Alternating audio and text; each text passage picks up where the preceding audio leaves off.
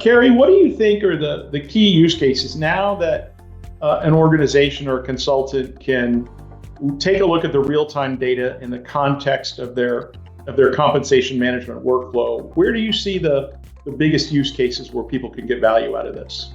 In terms of like the ongoing work of pricing jobs and benchmarking the market, doing more of an agile aging approach is one of the things that we're seeing. So the ability to age more dynamically over the course of the year and with a lot more precision. If you've got a workforce that has high pay sensitivity, and you're going to want a very real-time view on what's happening in each market where you've got that workforce, and that tends to be folks with really hot skills or folks that are perhaps hourly paid, where there's a lot of sensitivity to can they get a better rate down the street.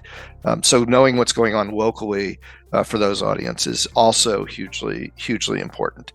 I would say that there's lots of ways that real-time pay data is built into the ongoing work of compensation professionals. One of the really big ones, though, is with building stronger relationships with your own stakeholders and clients. The ability to proactively describe what's happening in the markets they care about for the jobs they care about, and to do it in a way that's very transparent and very credible, and really shape the conversations. Because too often, you can get back on your heels about something that's happening that somebody's bringing in. People with very strong opinions. The whole compensation profession is built on a history of having to respond to very strong opinions, and having a source of truth that you can proactively shape the discussion with your stakeholders is I would say one of the strongest things that we're seeing.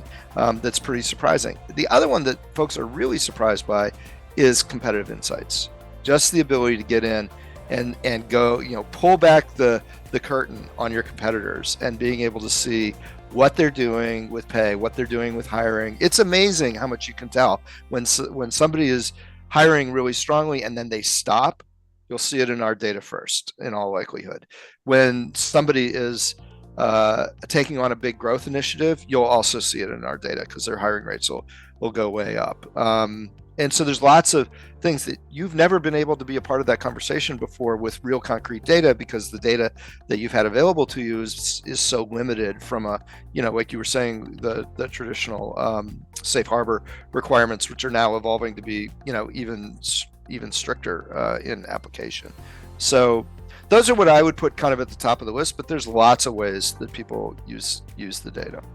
Yeah, I foresee probably three big ways that people are going to use real-time Wagescape data in the Payfederate platform. One is something you alluded to, Cary, which is to monitor hot jobs. Mm-hmm. Most organizations have those jobs that they know intrinsically are critical to their organization and highly valued skills. It could be in life sciences, a researcher in a given domain, maybe with gene or DNA research capabilities. It could be, obviously in the software world, everybody thinks about AI engineers. It could be increasingly in our own world, compensation professionals are a hot job. The demands are higher, there are fewer of them. So for all of our audience out there in the comp world, make sure you're leveraging the fact that we're becoming a scarce commodity with your VPs of HR to get paid better. But those hot jobs are significant to be able to monitor on a regular basis. The second one is those tough employee communications. Yeah, you absolutely. have an employee who believes for whatever reason that they're underpaid, they're a risk of flight, and it's important to understand the employee first and make sure that there are not other issues that are really at play here. Maybe a difficult relationship with their manager, maybe a sense that they don't have opportunities to develop. But a lot of times it is exactly what they say it is, which is compensation. And you need to, as an organization, determine whether or not the employee is a little out of bounds with bad expectations, or whether maybe you have fallen a little bit behind in the marketplace, and the real-time job data can help you frame a response for those employees who represent a risk of flight. And then the third one is maybe the most important, is in the hiring process.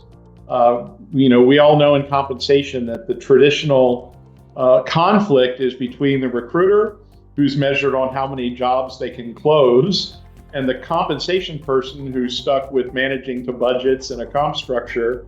And that tension is always difficult. And I think it's, again, important when you're looking at extending an offer to evaluate internal equity, alignment with your internal structure, but also to sanity check that structure with what's going on in the market real time. So I think in those three use cases, there's an excellent opportunity for people to leverage the WageScape data.